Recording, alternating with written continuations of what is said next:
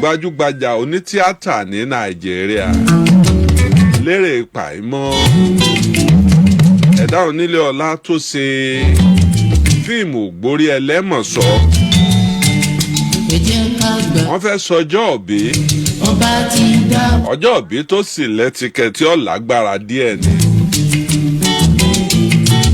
Ògbómọ̀ṣọ́ láti sí Ògbómojúgun wọ́n ti ránṣọ mi tán báyìí àjọ wà ń bẹ̀ ni pẹ̀lú ògo Ọlọ́run àwọn lóko àti èèyàn pàtàkì ń bọ̀ ní òfìfẹ́ kábíyèsí sọ́ǹtìlú Ògbómọ̀ṣọ́ ẹni ọgbà gbó lọ́balọ́ba lálejò gómìnà ẹnjíníà Ṣèyí Mákindé àsìkò rẹ̀ ní gbogbo nǹkan ń dà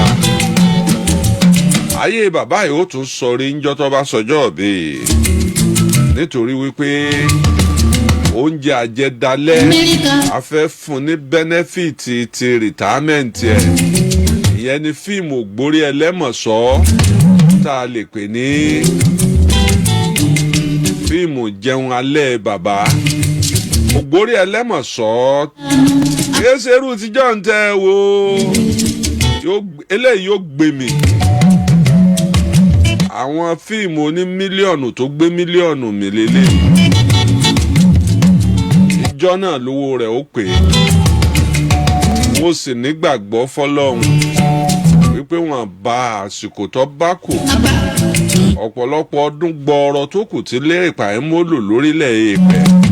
ìdùnnú àtayọ̀ ni ó fi lò ó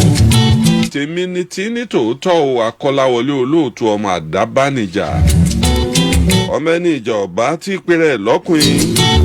ọmọ sásá ló jẹ ọmọ wa mú mi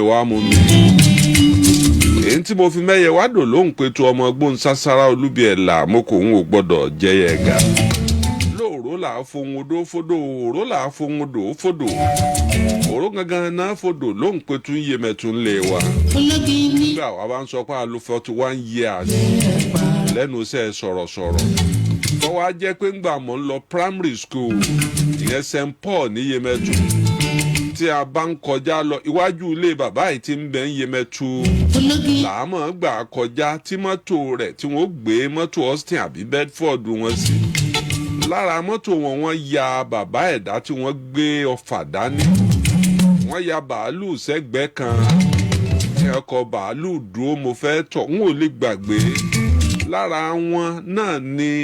ọkàn wa ti ń fà á mọ̀ pé àwa náà mọ̀ dẹ́ntatínà lọ́la wo Ede Onileola àmọ́ náà ká sí mọ́tò ẹ̀dá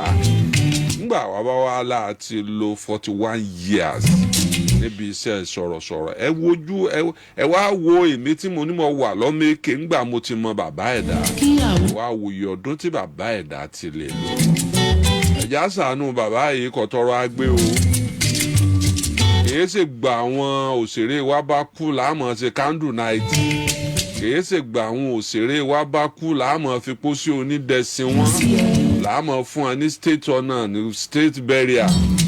ẹjẹ́ á fún wọn ní state benefit lójú wọn ẹjẹ́ nú wọn ó dùn kí wọ́n mọ̀ pé ibi à ń bá fàdàgbà ayé rọ̀ sí ẹ̀yìn àwọn ìjọba ṣe díẹ̀ lọ́rọ̀ àwọn aráàlú ṣe díẹ̀ lọ́rọ̀ àwọn olólùfẹ́ àwọn ṣe púpọ̀ lọ́rọ̀ àwọn mo kí n tẹ̀sọ́ mo kí n tológun. Akọ́láwọlé mo ṣẹ̀ṣẹ̀ ń jánu bọ̀ bí ẹ̀pọ̀n ọkọ̀ tuntun ni wọ́n sojú òpó kalẹ̀ tẹ́ jẹ̀bù táyà ẹ̀lẹ́ ń bẹ̀ wọ́n kíkó erin ọmọ àdàbí ilé àìkú erin àdàbí òkè bájànà kó bá ṣubú owó ńlẹ̀ jẹkùn lọ ìyá àná là ń ṣe ogójì ọjọ́ ìyá tó bí ìyá Agodi ìyá Agodi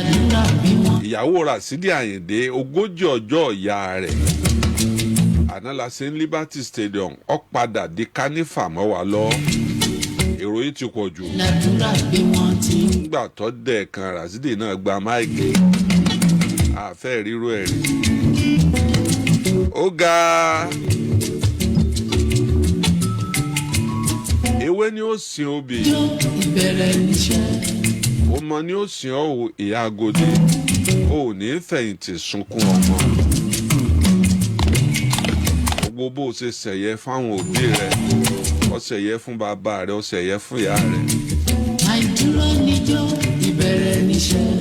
ọmọ alálùbáríkà ni ó ṣẹ̀yẹ fáwa náà níjọ́ ọjọ́ bá dọjọ́ ogbó lọ́gọ́rùn-ún ọdún méjì tí ń bọ̀. sọ ní ti díẹ̀ sí ní agbájá.